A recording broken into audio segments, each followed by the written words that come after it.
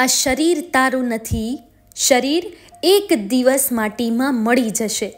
આ શરીર અગ્નિ, જળ, વાયુ, પૃથ્વી અને આકાશથી બનેલું છે અને એમાં જ ભળી જશે.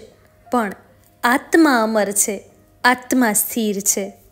શ્રી કૃષ્ણ કહે છે કે ક્રોધથી ભ્રમ ઉત્પન્ન થાય છે, બુદ્ધિ વ્યગ્ર થાય છે, બુદ્ધિ સાચું વિચારવાનું છોડી દે છે. ત્યારે જીવનમાં તર્ક વિતર્ક ઊભા થાય છે.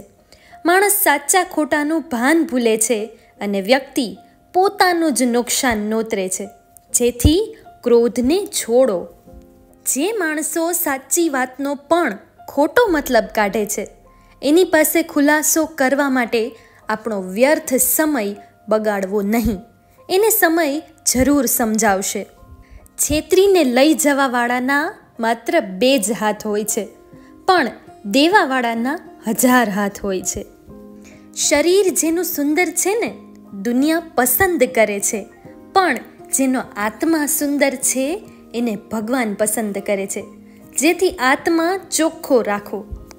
ઈશ્વર સારામાં સારી વ્યક્તિને પણ થોડો ખરાબ સમય તો જરૂર બતાવે છે.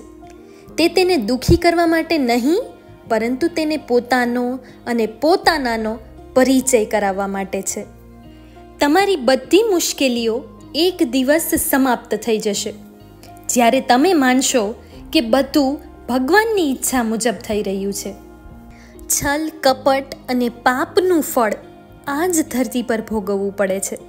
એટલું હંમેશા યાદ રાખજો કે સમય કોઈ પણને માફ નહીં કરે.